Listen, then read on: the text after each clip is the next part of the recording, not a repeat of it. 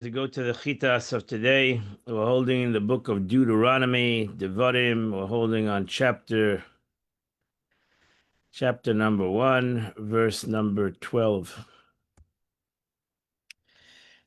How can I bear your troubles, your burdens, and your strife all by myself? Now she says, even if I wish to do so in order to receive reward, I'm unable to bear the burden alone. And God forbids me to do so. This is also what's meant when I said I am not saying this on my own initiative, but in the instruction of the Holy One, blessed be He. Moshe Rabbeinu never did anything on his own. He did whatever the Eibishter wanted him to, what God wanted him to do. Tarachem, Rashi says, this teaches us that the Israel, the Jews, were troublesome. If one guy saw his opponent was winning in a case, he would say, I have more witnesses to bring. I have more proof to support my case. Thus, as they say in Yiddish, Drei Kop.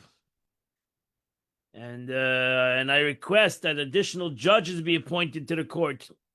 Maseichem, this teaches us that they were disrespectful. If Moshe Rabbeinu left his home early, they would say, why is the son of Amram leaving so early? Perhaps it's not a happy house. If he left his home late, they said, why is Ben Amram, the son of Amram, not leave yet? What do you think? He's surely sitting and devising evil plans, deliberating the negative intentions against us. Whatever he did was thus not good. Rivchem, says this teacher, there were people that were quarrelsome, the people that wanted to argue.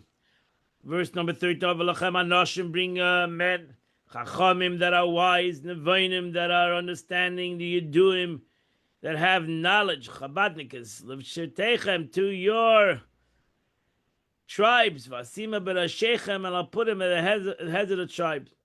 Rashi says, prepare yourself for this matter. Anoshim, why dafka did he mention men? Therefore, Anoshim doesn't mean, Anoshim means tzaddikim, means righteous people.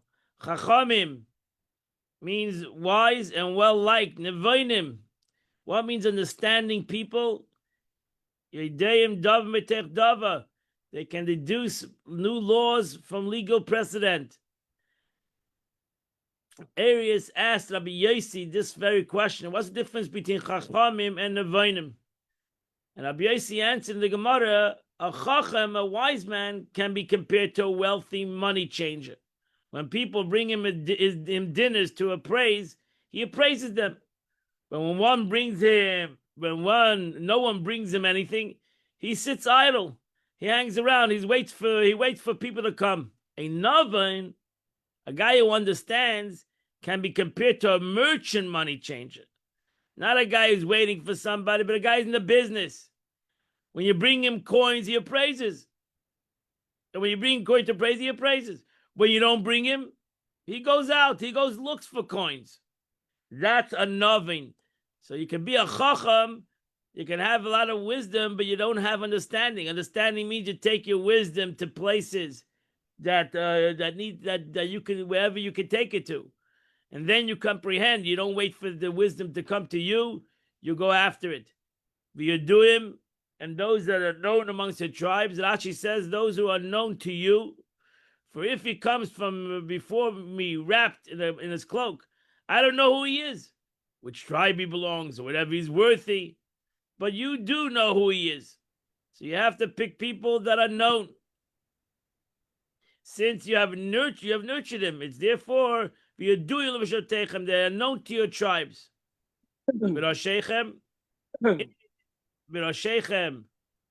In your as your heads, as leaders and dignitaries over you, you must treat them with respect.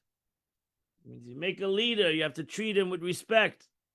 Hasimim, I will appoint them. It's written with without the yud. We're missing a letter in this word. This teaches us that the sins ashmeisayim, because you can use the word to mean another word. It can mean the concept of sin. Your sins of Israel rest on the heads of their judges. As Rashi said before, that everything is blamed on the judges, for they had objected to their misdeeds and guided them in the corrected path. Verse number 40, Vatanu Oisi, and you answered me, Vatema, and you said, Toiv Hadavar, this is a good idea. I should debite the lasses which you said to do. And I said, you decided the matter to be for your own benefits. That was your problem. You should have answered our master Moshe, for whom it is better to learn, from you or from a disciple. It's not better to learn from you, since you took great pains to study it. But I know how you think. You said to yourself, now many different judges will appoint it over us. If a certain judge does not know us, we will present him with a gift, and he'll favor us. So therefore, you chose my idea out of a negative, not out of a positive. So you decided better to have more judges. We can trade them a cup. We can change. We can give them a sheikhad. We can bribe them. Lases, actually the word added to signified lases. Ashdati lases. Added signified, if I delayed implementing this, you would have said, do it quickly. So you wanted this so much. And I convinced the heads of the tribes, Anoshim Chachamim, wise men, V'yaduim that are not known. I put them as leaders upon you. Sade Alafim, heads of thousands. Sade Meis, heads of hundreds. Sade Chamishim, heads of 50. V'sade Asadis, and heads of tens. Shaitin v'shortechem, and I also put sheriffs, chief police over you. Now she says, again, when you say the word ve'ekach, I took, meaning I verbally persuaded them by saying, how worthy are you, for whom are you going to be appointed, over the descendants of Abraham, Isaac, and Jacob, over people who are called God's brothers and friends, a portion of inheritance, and all other terms of endearment. Anoshim Chachamim und Yaduim. Now she says, for some reason, the word understanding is missing in the pasuk. What happened to Nevoinim, men of understanding? I failed to find men of understanding, Rashi says.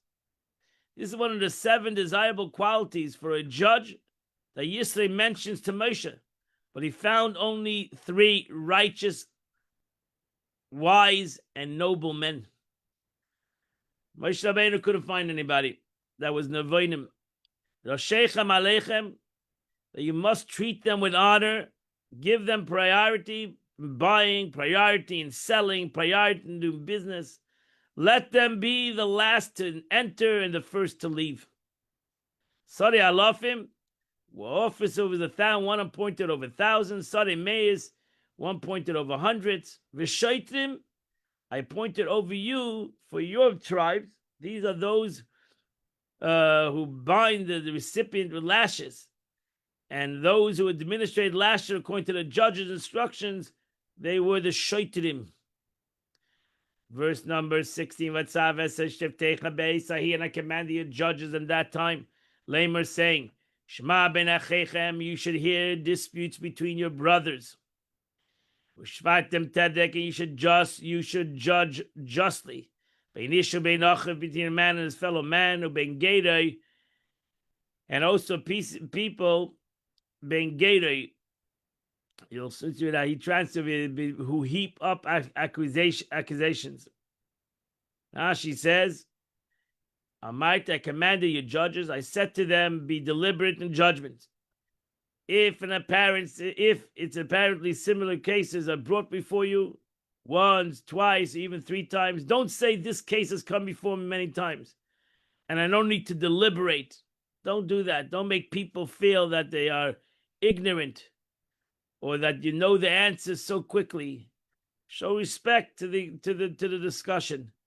At that time, after I've appointed the judges, I said to them, Now it's not as it was in the past. In the past, you were private individuals. But now I'm making you public individuals, public servants. Shama, here, this is an infinitive form, conveying the ongoing present tense. Like Zachar, Veshama, both which are meant to be understood in a constant, ongoing obligation. It's not something you were responsible, you're going to be responsible. It's a continuous responsibility. Uben Geirei, that means Rashi says it disparate. One who stores up, Geirei is one who stores up words against him. So you have to figure out who is saying, who's coming here to argue. Another explanation, Ben Geirei is also in matters regarding division of inheritance, house property amongst brothers. Even between an oven and a stove, they would argue in inheritance. Verse number 17, you must not show favor in judgment. Kakotin kagodel, you must hear a dispute, whether it's small amount of money, whether it's a big amount of money.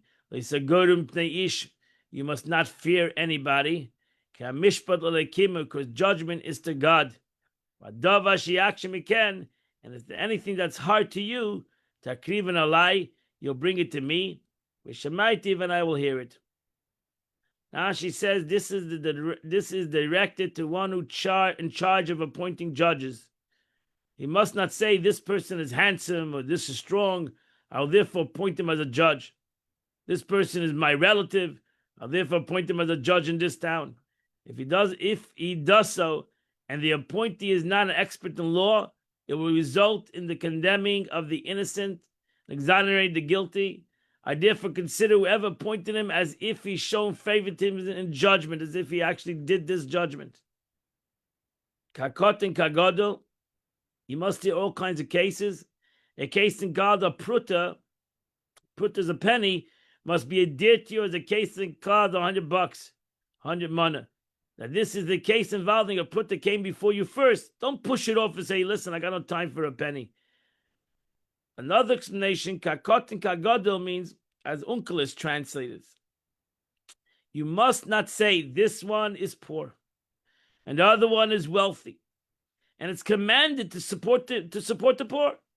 I will therefore have the poor man win the case. What's the difference? He has to give tzedakah anyway, so I will force him to give him the money, and thus you'll be able to support him in a respectful manner. Another explanation, that you shouldn't say, how can I offend the honor of this wealthy man for a dinner? This poor man is bringing this wealthy man over $1. I'm going to embarrass the wealthy man that he stole the poor man's dollar. I will now declare him a winner in the case. And when he leaves the court, I'll tell him, give him the money you really owe with him. So you're not allowed to do that. If the rich man is wrong, even over $1, you should tell him he's wrong. Now she do not fear anybody.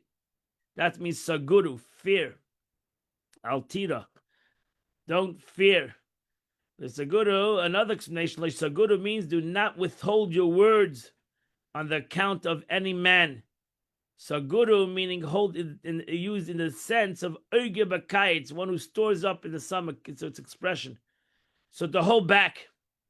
Kamishpa lakim, because judgment is to God, meaning whatever you unlawfully take from this person, you force me to return it to him. Thus you have perverted judgment against me, because now I'm going to have to pay him, because you were unjust. Takriva olai, you should bring to me, Rashi, the Moshe Rabbeinu says, if there's anything hard, you bring it to me. On the account of these words, the Gemara says, the ruling regarding the daughters of Tzlachar eluded him. Because this is, Moshe Rabbeinu is telling them what he told them. And because of this, he forgot halacha. Similarly, when Shmuel said to Shaul, I am the seer, the Holy One, blessed be, he said, I swear by your life that I will let you know that you are not the head guy. And when did he let Shmuel know? When it came to appoint David HaMelech, he saw Eliyav, and he said, indeed, this is the point he saw the wrong guy. And ultimately, he was told by the God that it's David HaMelech, but David. But he made a mistake, so he couldn't know everything. He was not the Eibishter gives you the right to see and not to see, to know and not to know. Our Holy One, blessed be, he said to him, "Do not say I'm the one who sees. I do not regard his appearance. Don't regard his appearance. David HaMelech was the youngest. He was a shepherd. The rest of them were men of strength and battle men. So don't look at what you see." Verse number 18, and I command you at all these things at that time, as called everything you're supposed to do. What does that mean? Rashi says this refers to the 10 Commandments. I mean, as a dividish, the difference between monetary and capital punishment. And then we traveled from Chaydav, which was Mount Sinai. We went this entire desert. This is an awesome desert. We went through the Mount of Moiri. I saw no God commanded us. And we came to Kadesh Barnea. Now she says, Midbar Hagadol Vanoira, this great and frightened desert where snakes were thick like beams and scorpions like bows. I told you you arrived at the Mount of the Amorites. Asher Hashem Elokeinu Neisla, which God our God has given to us. Behold, God your God has set the land before you. So it's Ale Reish, go up and inherit it. Kashadiba Hashem Elokeinu, like God commanded you. Al Tira, do not be afraid. Al Techas, and do not be frightened, terrified. And that completes the Chumash for today. We now today start the Geras HaKodesh. We start a new part of Tanya, and which is called Igeras HaKodesh, means holy letters. Let's skip this introduction. We learned it when he said this introduction, and you'll see that most of these letters are about tzedakah, which the Alter Rebbe wrote to his Chassidim.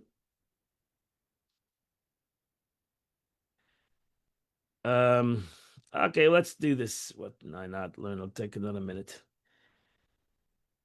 In the preparation of Tanya, the author's sons write that the discourses and open letters together, entitled Igeras HaKodesh, the holy epistles, as well as the further discourse, Kuntas Achen, the next two parts of Tanya, which is Igeras HaKodesh and Kuntas Achen, were all recorded personally by the Alter Rebbe's own holy hands in his own saintly expressions. These discourses are collective entitled Igeras HaKodesh, being mostly letters sent to His Holy Eminence to teach people the way of God, the way in which we should walk, and the deed in which we should do. According to the author's learned sons saw fit to publish them together with the Tanya. So they put it together in the same book. The first letter opens up reference to Chassidic custom, a custom that thrives to this day of appropriating the tractate of the Talmud for study amongst the people in the congregation or the community, so that the entire Gemara should be completed in 1 year. Alter Rebbe is the concept of Daf Yomi, which came out later after the Alter Rebbe Daf Yomi, the Daf Day, which takes 7 years to complete. Alter Rebbe wanted that every city and every community even should complete the entire Gemara that year.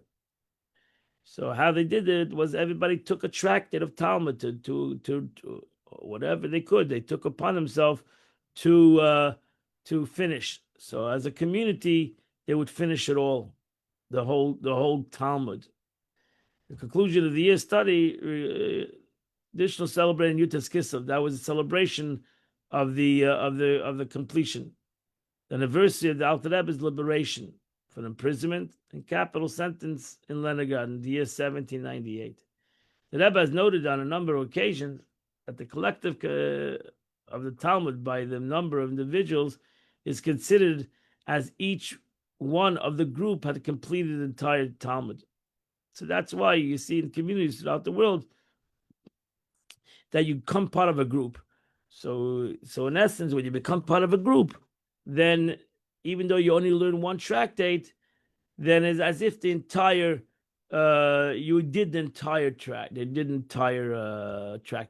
entire Talmud.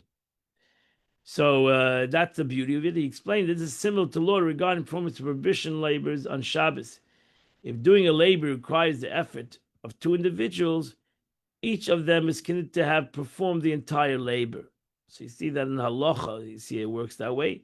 So if two people need to carry a beam on Shabbos, then if together they as if each one carried the beam, even though one cannot carry without the other, if they carry together, each one carried the beam it's themselves. So too, since various individuals are taking a collective study of Talmud, for they can't complete a single-handed course in 1 year to complete the entire Talmud, it's considered as that each one of them hadn't studied the entire Talmud.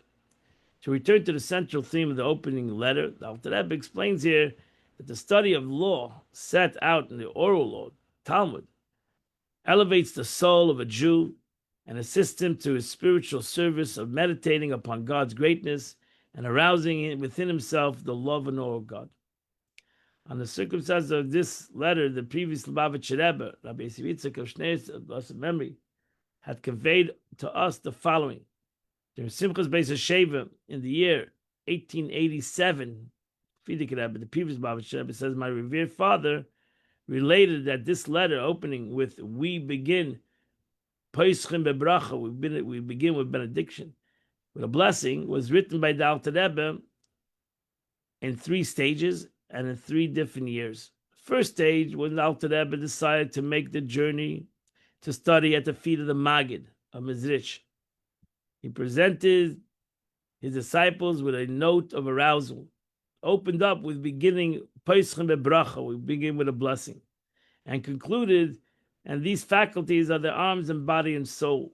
The second stage is when the Alter Rebbe returned from Mezrich, turned from the Maggid, having had revealed to him by the Maggid on the behest of his mentor, the Baal Shem Tov, and with the blessing of his mentor, Achi Ashiloni, who taught the Baal Shem Tov, his spiritual identity, the purpose of his soul descent in this world, and the great responsibility and danger that his mission entailed. At that time, the Alter Rebbe wrote a second part of this letter, beginning with, but what gives the power, and concludes to the extent of pressing out the soul.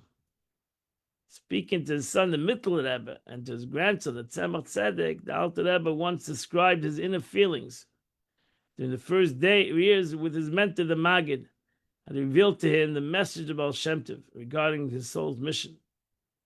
These were the Alter Rebbe's words. The simple faith that we, the disciples of the Maggid, had in him, and our self-sacrificing devotion to him, provided us with a potent strength to obey all his directives with extreme precision, with the inner and essential self-sacrifice. In the course of several years, when my young and married students settled in various towns and villages, I added 3 paragraphs to this epistle, and now until it's no goodness but Torah. So this is an introduction to realize how many years this letter took to write. It was a journey of the Alter Rebbe. They wrote this letter. This I did in the view of the burdens placed upon me by the Maggid, my master Maggid, in order to be able to realize, with God's help, the inner intent of my soul descent to this world. So you should realize, wow. As we read this letter, we should realize the journey that the Alter Rebbe is journey of his own neshama, and he put it into this letter. Okay, so let's learn with reverence this letter. First letter in the Geras Kodesh Pesach Bracha. I begin with a blessing, a benediction. Levarech lahodos laHashem, to give thanks to God. Ki tov, because He is good. God is good. Shmua tov, I heard something good. V'tchi nafshi, and my soul is revived. Because ain't tov, there's nothing good in the world, ela Torah but Torah. As our sages say in Pirkei Avos, Torah Hashem Temima. More specifically, it says God's Torah, which is perfect whole. For it's a Torah in the state that that this same verse describes the receiving of my soul, reviving of my soul. And what's the beautiful message that I received? Zuhi Ashlomas Kalashas Kuloi. This referred to completion. I've heard that Baruch Hashem, that the completion of the Shas was done in many different communities. In its entirety, the whole Shas was completed. I asked people to learn the whole Shas together, and it was done in most towns and congregations of Anash, men of Anshe Shalmeni, men of the Chassidic Brotherhood. Haidah, so much so, gratitude. Ala'ava, I'm so gratified what I've heard in the past. I'm asking, I'm requesting it that you should do it in the future. Continue doing this, which we do it every year. Chassidim throughout the world, and shuls, Chabad shuls throughout the world, and communities do this. Bakasha of the Alter Rebbe, at the Alter Rebbe asked about hundreds of years ago. May God thus continue from year to year. From year to year, to grant added strength to your hearts. B'gvura shel Torah, amongst the mighty with the might of the Torah. Meaning, may God increase that which He has previously granted. His increase being even greater than the original blessing. So that the hearts of those who study Torah be strengthened to such a degree that they'll be considered mighty, even amongst the mighty, with their strength deriving from the Torah. And to make it known to mankind, the mighty, His strength, Shal Torah, which is the Torah, Shabal Peh, which is the oral law, the Gemara, and His strength. The might Gevura of Torah relates specifically to oral law. The God to the source of the Torah, in the supernal spheres, the written law, Torah Shebeksav, is derived from Sfiras HaChachma, which is aligned with the right side of the universe, the attribute of Chesed, kindness and benevolence.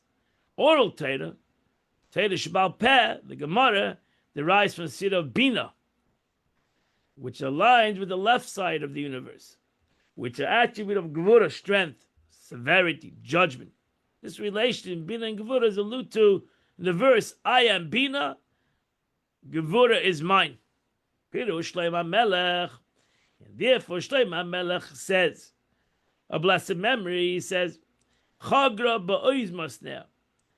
He says she grids her loins with strength. This is a book of, we say it every Friday night, in Eishes Chayil. Chagra ba'oz masneh v'tam et zeraseha. The woman of valor, alludes to the King Solomon, opening relevant chapter, is Shlomo HaMelech is talking about the Jewish nation. The congregation of Israel would comprise of the Jewish souls. It's feminine. Eishes Chayil means to the neshama. In the verse quoted, reads her loins with strength. Chagos ba'ez masneha. Strength refers to Torah. So the Yid takes strength. Where does he take strength from? From the Torah. As in the teaching, there is no strength but the Torah. Thus, the Torah strengthens the loins of the soul. Just as a warrior grinds his loins to gather maximum strength, so is meant by the soul. The soul takes the strength, its power, its vitality. Loins is what holds up the entire body. It gives its strength to the entire body. The loins is an underframe that supports, is the underframe that supports the whole body, Imarosh, with the head also, which stands upon the body. That's the loins, the legs. So that is the loins. The Eibishter strengthens the whole body, and where the body is taken, through the learning of Torah.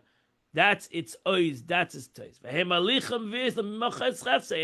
loins, the Torah, gives a person the capability to reach his destination. As it's by the corporal body. So it's with the spiritual divine soul.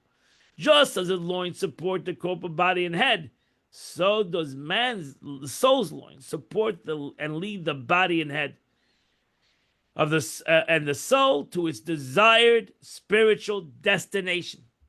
So, in essence, the Alter Rebbe is saying, he learned from the Maggid, self-understood, what means Torah, what the Torah gave him his purpose of his neshama, and you establish yourself. You understand your destination. You comprehend where you need to go through learning of Torah, and that's Emunah Mitis. The soul's loins are the true belief Ba'avaya Echad Ein Seichur, in the oneness of God. The Iyum Malik Kalam Sevu Kalamin, which the God permeates all the worlds with vitality, with an inner dwelling, pnimius. A malakalam, a vitality that is contracted, and a vitality which is contracted and tailored to the capacity of each individual, and who encompasses all the world with a vitality that is transcended, a makif, and which cannot therefore be clothed within the created beings in an indwelling manner. Less asar ponaminei, and being no place or level of existence void of him. The Eibishter fills the world. L'mayla adin kates, above to no end, for there's no end to the degree of his exalted transcendency beyond all the worlds. L'mata adin tachlis, and the below to no limits, for there's no limit to his ability to descend to the very lowest levels of creation and clothe himself within the world, even to the point that the world conceals the godness that's within it. So far the Eibishter God can go. And so like to the four directions. A safe mamish, east, north, and south, truly in a state of infinitude. All of the above refers to the dimension of space. Olam, Shana, Nefesh. Siddur says there are three concepts: Olam, world, all worlds, physical worlds and spiritual worlds, and Shana, time, and Nefesh, soul. The same applies to the concept of time, year, Shana, and soul as known. Creation embraces three dimensions, known as world, Olam, Shana, year, Nefesh, soul, is explained in Sefer Yetzirah. Kabbalah. World alludes to space, year alludes to time, space, time, and soul.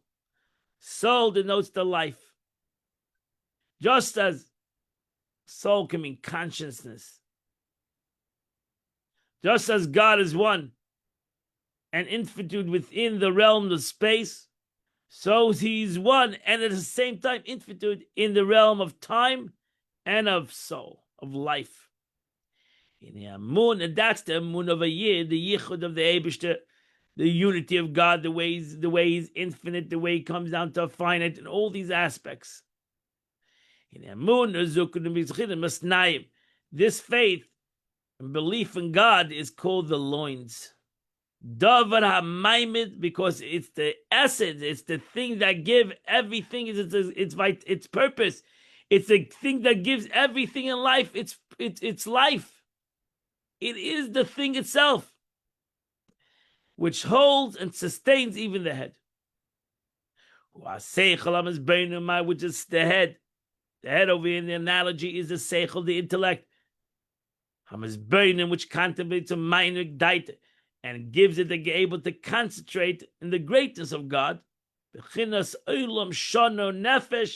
In these three dimensions of world, space, shana, time, and nefesh, soul, life. Thus, the faith sustains the head. Because every olam, shana, nefesh, these concepts are in your head. But you have to have faith to sustain that concept. You have to have emunah in the Eibishter. You have to have faith and trust in God to be able to comprehend. Thus, the faith, that's the loin. Girdle your loins. Guard yourself. The foundations of one comprehension of God's greatness and one's belief in His unity. And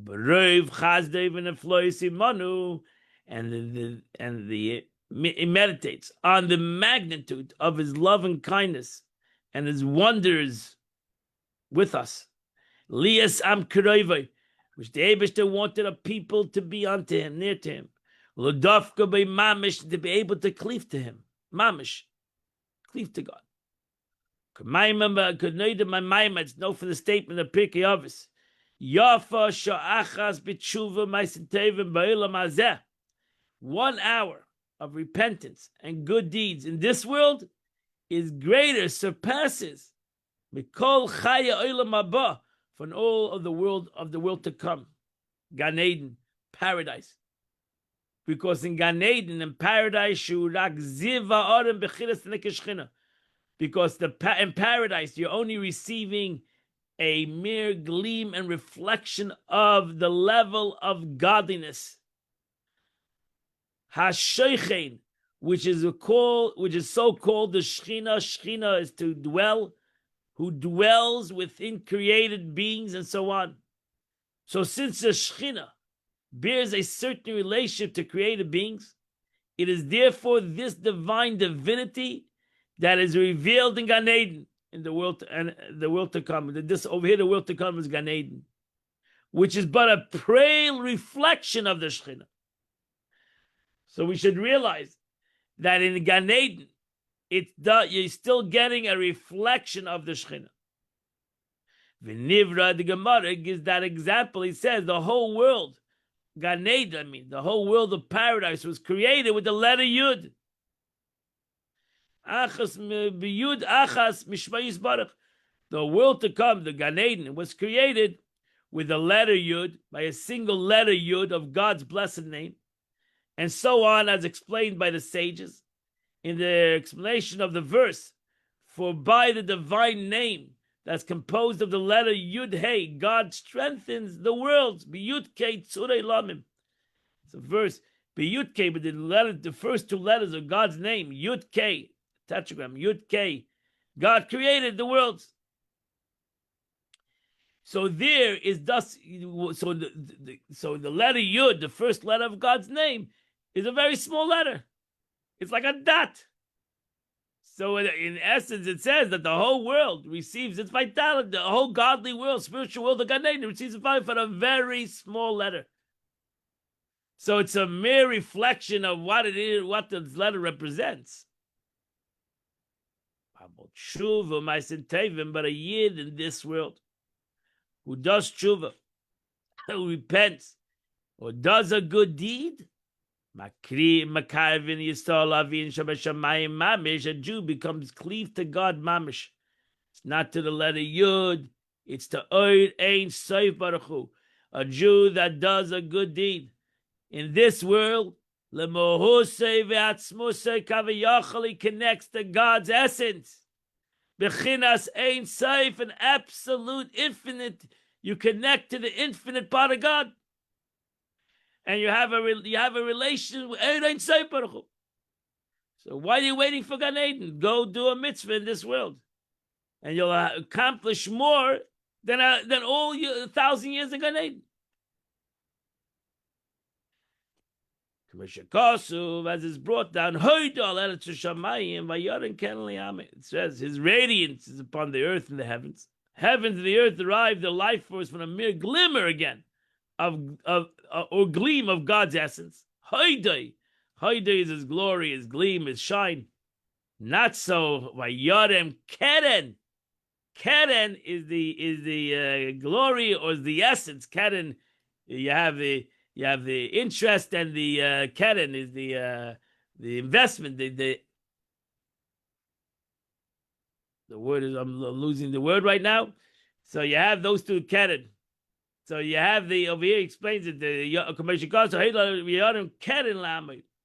The heaven did ride the life for the gleeman, but not so the Jewish people, who the following verse continues, he raises a glory upon the nation. Keren. The word keren is translated glory, signifies the thing's essence. The verse thus implies that the Jewish people derive the life force from God's infinite essence. As we say in our davening, we make in our bracha, so again, that similarly to fulfillment of the amendment, we say, who sanctified upon himself through his commandments and commanded us to perform the mitzvah at hand. By granting us the ability to perform his commandments, God elevated us to his level. His commandments, to the encompassing level of holiness that utterly transcends the degree of holiness permeates the world. And a reflection upon God's infinite kindness to us, in that he chose us to be his nation. The people close to him will result in a reaction of the water reflecting the face.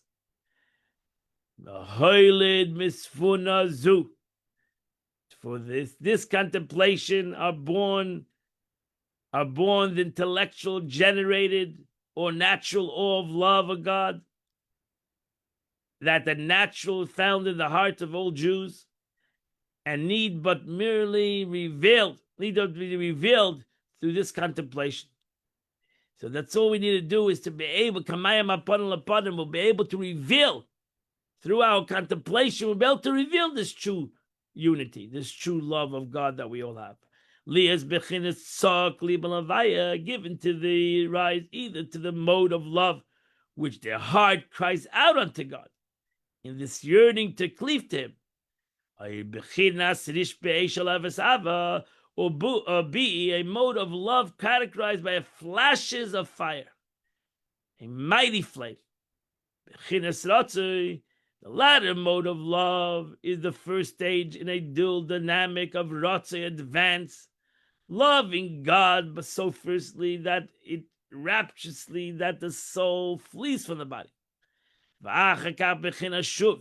This longing to expire, to lose one independent identity in God's all-encompassing unity, must be followed by the second stage of a shuv, a retreat, a sober and self-effacing return to the divinely ordained reality in living as a soul enclosed in a body.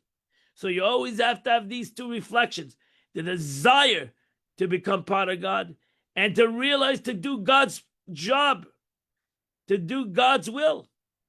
So you have the inner desire to become part of the Eibishter, but then you have also the desire to do God's mission, which God's mission is only when I have the capability to be in a body and to do the Eibishter's mission in this body.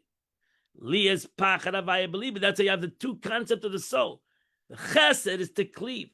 The gevura is to have respect to the Eibishter. It's not about my cleaving. It's not about my desire. It's about God's desire. And what is God's desire? Not only that I should cleave to him, but I should cleave to him the way I'm in a body. The Eibishter wants me to live. He wants me to live in this world. And that's the concept. Pachad havaya, the respect of God, gevura. That's the shuv. Gevura is the shuv. The concept of strength is the shuv. That's the fear of God. Specifically in superior order of fear, whereby the individual is abashed of his greatness. What does it do to him? This abashment, so to say, this is being the concept of shame. This abashment retains him from doing anything that God finds displeasing.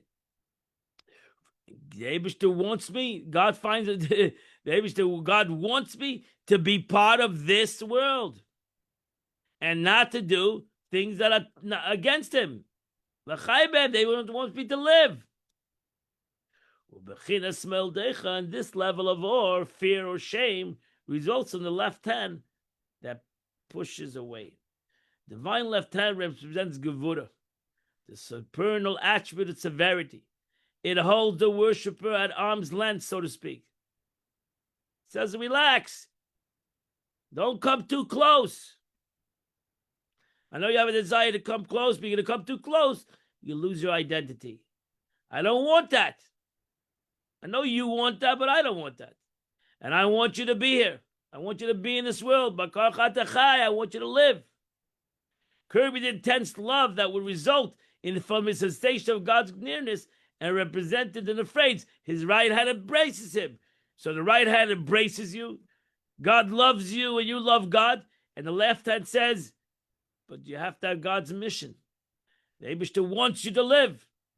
He wants you to be in this world. He wants one more mitzvah. He wants another mitzvah from you. Shekasim Matan Torah, as it's written in the Matan Torah, Vayara, the people saw, Vayanu, and they trembled. Vayamed Berachik, and they stood for the far. The divine revelation at the giving of the Torah produces a feeling of awe and self-nullification, which is found in expression in the Jews standing from afar, fearing that they did not draw too close. And that's the shuv. Both of them are in the service of God. I'm connected to God because I love him. And I want to stay in this world because I respect him. I respect God's wishes. And God's wishes is that I should do a mitzvah. And I won't be able to do this mitzvah if I leave this world.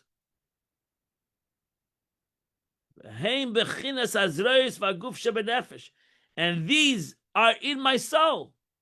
The concept of drawing near and the concept of standing where I am is in the soul itself, the chesed and gevurah of the soul itself. So these faculties of love and fear are the arms and the body of the soul. Love and kindness is the right side of the arm. The concept with chesed, where my neshama wants to cleave to God, and my left arm is symbolic to the soul, the gevurah of the soul, where my soul respects the Eibishter. My soul respects God and wants to accomplish God's mission in this world. And therefore, I need to step. I need to move. I need to go back a little bit. Shuv. I need to come back. I need to make sure that I don't leave this world, God forbid. And I continue to do good. That's the left arm. And that completes the Tanya, beautiful Tanya for today.